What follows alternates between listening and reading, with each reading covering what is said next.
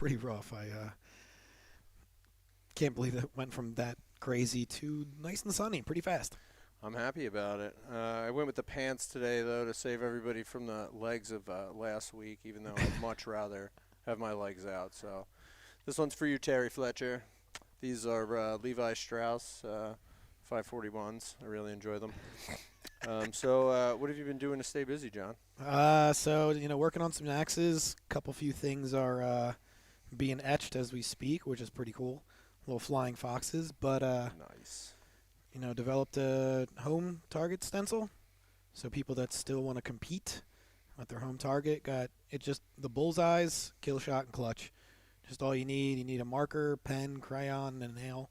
I provide the nail too, which is pretty cool. That is actually cool because it's hard to find sometimes. Sometimes it's all I you're mean, if you missing. don't, yeah, if you have an apartment but happen to have a backyard, but you don't do much maintenance, it's ready to go. But yeah, every weekend I've been hosting the Isolation Open Saturday edition. There is a Friday edition and occasionally a Sunday, but on Saturday afternoons it's been pretty cool. I've had 88 people this past week. I think the first week was like 65. Keeps going up a little bit. The rules are modified so it can introduce all the targets as much as possible. Like we had the waddle rules, but it was best of five with only five throws. Nice. So I like that. put a little more pressure on kill shot to actually matter on the fifth throw. Yeah. If you do a best of three and in traditional rules, that's 30 throws. But in best of five with five throws, it's max 25, maybe a couple kill tiebreakers, which happens towards the end, and it's pretty awesome. Yeah, that really does change it all up. I like that. Yeah, this weekend we did no big axe because I wanted to include all the people that still had an indoor target, Yep. and we did grimace, 46 inches from the floor, so about 12 inches from the bottom of bull, Nice. size of a nickel.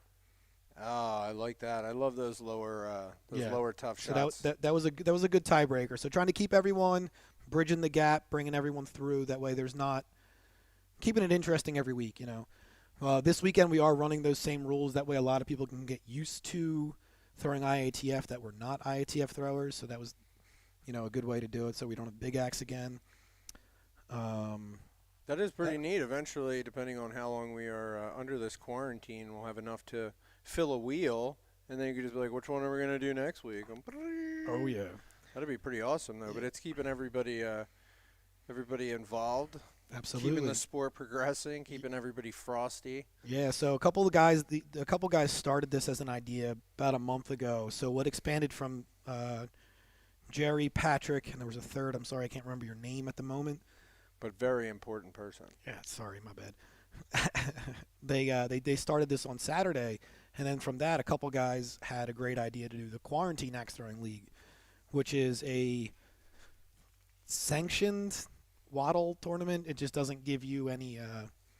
It's supported by Waddle, but it just doesn't give you any entrance to Worlds, possibly yet. I don't know.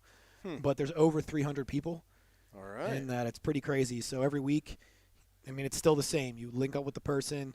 You can either live feed with the person, video chat. I prefer the video chat because most of my matches have been about 25 minutes long. 10 minutes of just hanging out, then another 5-8 minutes of throwing, then another couple minutes BSing, which is kind of I played people from California, Midwest, down south. It's been pretty awesome that way. It's definitely neat to see where you can play people from. That's kind of why everyone started doing it that way. You just need your home target. You only need for whatever organization you're throwing for is a bullseye and either the kill shot or the clutch. So you don't need all the rings because You really only need one board. One board. You There- can put everything on there. there is a gentleman, if anyone wants to look it up, Ryan Smith. If you go through his Facebooks, he uses ratchet straps and one board.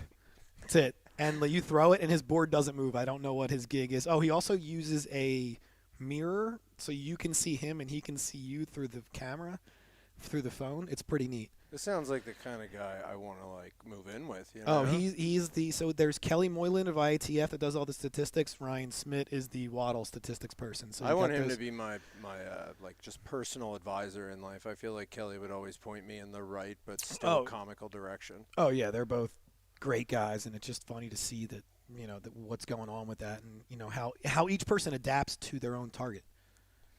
Yep, and these home targets are getting more and more interesting. I finally built my own the other day inside of my two-car garage. Made enough room, but the dimensions of the board that I made ended up only being 36 inches wide, just because there's no need for all of that, and that's really the only amount of space that I had. So you don't hit the support pole or the garage door openers.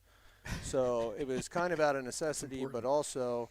I'm going to use it just to kind of figure out what is the best board setup and whether or not 2x10s. I'm thinking maybe some 2x12s for clutch boards, and just trying to change it up a little bit to find the expert setup for the target to use the smallest amount of wood possible, which would be awesome. Maximize the wood usage. Move it up, down, left, right, however you got to do it.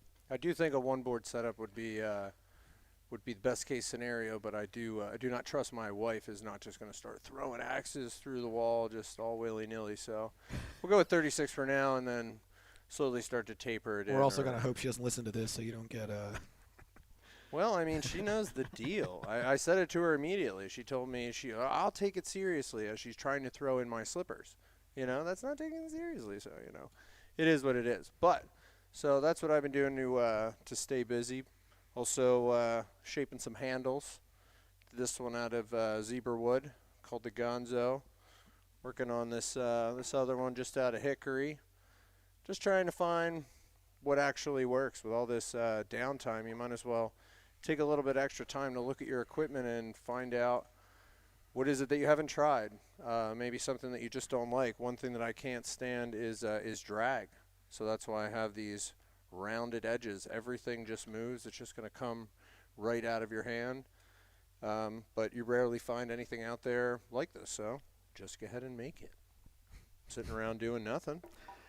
Yeah, and don't be afraid to modify while you're at home right now. This is the time to try, time to screw up. You do have time to rehang. More than enough time. Try out some different patterns, some different handle lengths, especially if you're on your home target. Who cares? Nobody can see you anyway. Break everything that you have. Try it all. Have some fun. The most important thing is that you're still kind of progressing and evolving, because to show back up for what could be week 2 or week 1, I still don't know. Are they going to continue or squash the season and just start from 3, which if they do, I would actually have a perfect season, because I had a week 1 unicorn. So I want that recorded as the first perfect season if that happens. So COVID could really help out the Roopster.